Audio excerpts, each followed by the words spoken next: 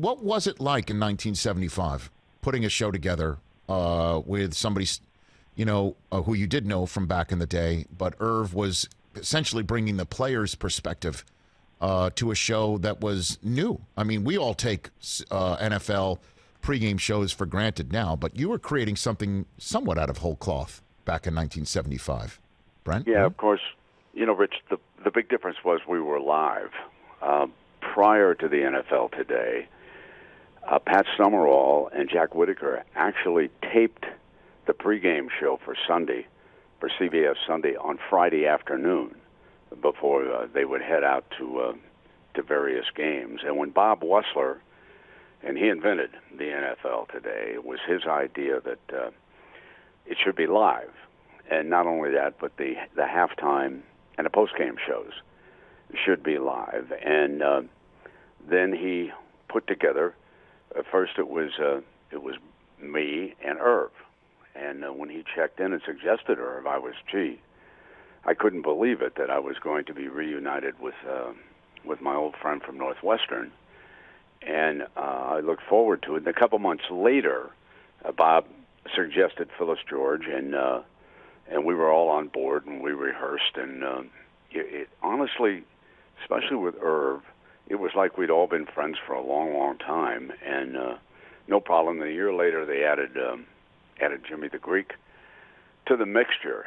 And we were all, the Greek and Phyllis had their moments simply because that stemmed from Phyllis's marriage to John Y. Brown, who had been the governor of Kentucky and was the founder of KFC. And the Greek had done some PR work, and he thought he'd been shortchanged when the company went public. But whatever, that's small-time gossip. It was great. I was a total unknown, and at that time, many broadcasters who had what I want to call difficult or long last names changed their name.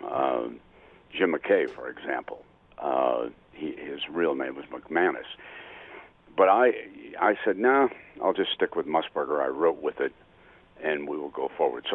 So it was a time of great excitement for me to be involved with this particular show. But as I look back, I was blessed with Irv, Phyllis, and even the Greek. And Bob Wussler made great hiring decisions. I think the key to a studio show with multiple personalities is the chemistry.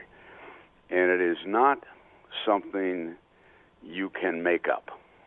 It happens, and what happens is the audience senses it without really thinking about it, and then they become comfortable. And the NFL Today had great ratings success, and of course with Irv, the one point I want to make about Irv, he's just such a gentleman. We all know that, and everybody like.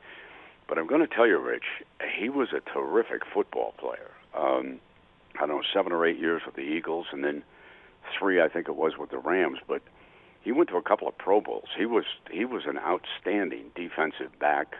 Later coached briefly with the Eagles before turning to broadcasting. But I don't want to overlook how good an athlete Irv was. He was a hurdler, sprinter. When he came out of Hammond, he'd been a track star from a huge family. 10 or 11 other children in that family, as I recall. And of course, he needed the scholarship to get to college. And in those days, you had to work. You do small jobs around the school, and that gave you some income, which Irv needed to pay for incidentals as time went on. I would say, probably once a week when he was doing his job, we'd stop and talk, and he knew I loved sports, and I was over at the student newspaper. And but it's one of those things that you don't think about it at the time. Now, looking back on it, we know that Irv Cross was the first African American to host a sports studio show, and Phyllis was the first woman. But honestly, in that day, we didn't even talk about it. I honestly didn't even think about it, to tell you the truth. Now, in hindsight, we look back and we see the evolution and the number of African Americans that we have now hosting the various networks, and we have so many more women who are involved. But we never thought of, I can't remember one discussion with Irv about race. We were friends. He deserved the position. He was my go-to guy when I needed.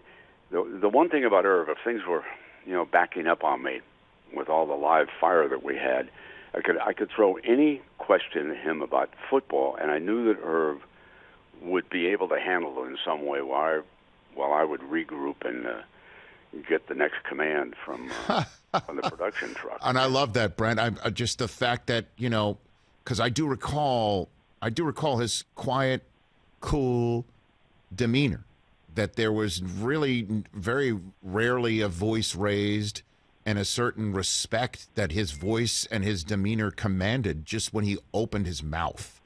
And that, it was a wonderful add or wonderful presence to a mix that sometimes could spin a little bit the other way, Brent.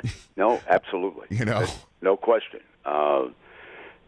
The Greek would stir things up, but we always had the calmness of Irv Cross to rely on going forward. And, after he left broadcasting, a lot of people probably don't realize he became athletic director at Idaho State and later at McAllister in St. Paul. So,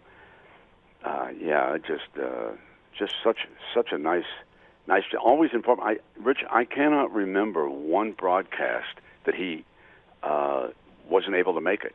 I think Irv was there for every one of the NFL Todays, as I recall. He never took a leave of absence for anything, and he loved the NFL. There was no doubt about it. I mean, he really enjoyed everything about the league, and he knew it was growing at the time. And he would come in and watch the games when we weren't on the air. We would watch them together in the CBS studio, and he was always interested in what was going on.